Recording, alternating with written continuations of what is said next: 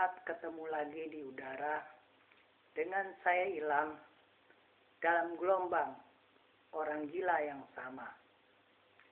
Ada istilah-istilah yang menggunakan kata presiden. Contoh, presiden komisaris, presiden Lawyers Club yang mendukung pencalonan anaknya menjadi caleg, dan presiden dangdut. Mungkin Anda tidak sependapat dengan saya atau berpendapat bahwa sebetulnya istilah presiden dangdut itu nggak ada. Tapi saya akan buktikan bahwa istilah presiden dangdut itu ada. Soalnya kalau nggak ada istilah raja dangdut juga nggak ada. Presiden dan raja dua-duanya adalah sama-sama kepala negara. Harusnya tentunya dua-duanya ada rakyatnya. Dan biasanya raja ada gelarnya. Misalkan nama rajanya karpet. Gelarnya sajadah. Tapi kalau berbuat maksiat, gelarnya haram jadah. Kenapa namanya Rhoma Irama, tapi gelarnya profesor? Itu kan menggemparkan dunia persilatan. Sekalipun demikian, sekalipun gelarnya profesor, tapi kalau beliau ingin mencalonkan jadi presiden, jangankan beliau yang penyanyi terkenal yang mencalonkan jadi presiden. Calon presiden yang gak populer pun akan saya pilih jadi presiden, apalagi beliau. Soalnya kalau saya sebagai rakyat lagi susah, nantinya jadi rakyat beliau, pasti beliau bisa menghibur saya, sehingga saya jadi terhibur dengan lagu-lagu yang dibawakan beliau. Bahkan lagu-lagu beliau juga pasti akan membuat saya kembali semangat dan optimis. Tapi saya nggak tahu, andaikan nanti setelah beliau jadi presiden, apakah anak beliau tetap akan jadi penyanyi ataukah akan jadi wakil beliau, yaitu wakil presiden. Tapi saya lebih suka yang jadi wakil beliau itu sebagai wakil presiden adalah seorang pelawak, misalkan Tukul Arwana, apalagi pelawak bolot. Sehingga pasti saya akan semakin terhibur sebagai rakyat beliau. Kalau perlu, sambil jadi presiden, beliau kembali main musik atau menyanyi sambil melakukan tausiah dalam nada dan dakwah seperti dulu lagi. Andaikan Anda ingin dipungut suaranya dalam pemungutan suara, datanglah ke tempat pemungutan puntung rokok. Kemudian di sana mintalah pada panitia pemungutan suara kertas suara Anda. Kemudian masuklah Anda ke bilik suara yang ada di sana. Kemudian bukalah lipatan kertas suara Anda dan masukkan suara Anda ke dalamnya. lalu tutup lagi atau lipat lagi kertas suara Anda, dan masukkan kertas suara Anda itu ke dalam kotak suara yang ada di luar bilik suara. Selama proses pemungutan suara, Anda jangan menyanyi dulu.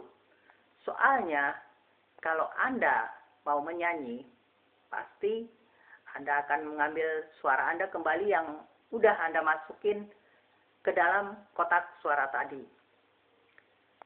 Do, do, do, do, do, Ga, Garuda Pancasila. Tunda dulu Anda menyanyikan lagu itu. Jadi setelah Anda masukkan kertas suara Anda ke kotak suara Anda tadi, baru Anda pulang atau keluar dari TPS yang merupakan singkatan dari tempat pembuangan sampah. Tapi sebelum Anda pulang dari situ atau keluar dari TPS, Anda tentunya harus mencelupkan ke dalam tinta yang tersedia di sana salah satu jempol Anda. Jadi tinta yang tersedia di sana jangan Anda minum. Lalu Anda bikin cap jempol pada baju Anda dan pada hidung Anda, sehingga si kecil Anda tertawa dan menggigit hidung Anda keras-keras, sekalipun hidung Anda bukan kerupuk. Sekalipun Anda telah menempelkan tinta ke baju Anda dan tinta itu akan menjadi noda yang membandel, Anda jangan khawatir, karena sekarang udah ada deterjen anti noda yang membandel yang akan menghilangkan noda itu. Andaikan baju Anda itu direndam ke dalam air yang dicampur deterjen itu, dan noda yang membandel yang menempel pada hidung Anda juga pasti nggak akan membandel lagi. Andaikan noda yang membandel dan menempel pada hidung Anda itu Anda tinju, apalagi Anda bersihkan dengan deterjen anti noda yang membandel, pasti akan hilang hidung Anda. Noda yang gak mungkin hilang adalah noda laki-laki yang membandel yang bikin Anda hamil di luar nikah. Kecuali laki-laki itu gak cuman disunat sekali.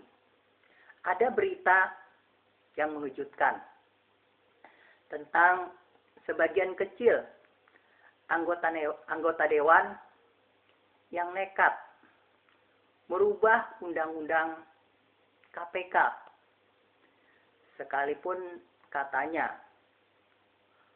usulan pemerintah atau presiden, sehingga pengamat curiga jangan-jangan mereka ingin mengamankan diri mereka dulu sebelum melakukan korupsi berjamaah dalam pemilu nanti.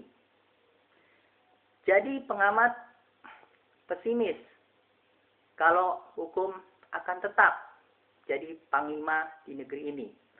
Sekalipun demikian, saya tetap optimis dan positive thinking.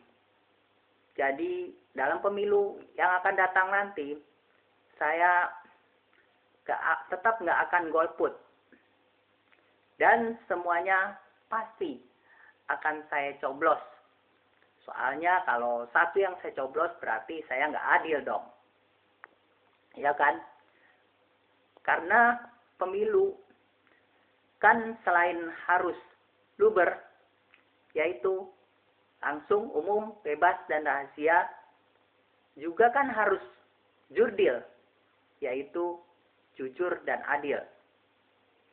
Daripada suara saya diambil orang, kan mendingan suara orang yang saya ambil dalam pemilu nanti, yaitu suara orang yang nggak milih atau yang golput. Saya pesan kepada Anda, andaikan Anda golput, Anda jangan anarkis.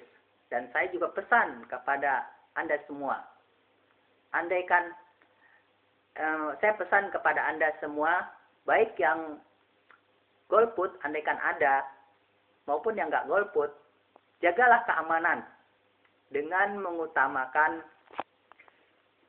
persatuan dan kesatuan bangsa di atas kepentingan pribadi dan kelompok. Kecuali Anda pengen jadi golhit atau golongan hitam. Kita boleh berbeda, tapi jangan sampai perbedaan itu merusak persatuan dan kesatuan bangsa kita. Karena memang itulah etika kita dalam bernegara dan dalam berbangsa dan bernegara. Semoga pesan saya ini bisa kita sepakati bersama dan tak ada dusta di antara kita. Selamat mencoblos sampai puncak kenikmatan. Semoga pemilu yang akan datang bisa membawa perubahan, yaitu kehidupan yang lebih baik bagi bangsa kita ke depan. Sekian dari saya, Ilham. Sampai jumpa lagi di udara dengan saya, Ilham, dalam gelombang orang gila yang sama.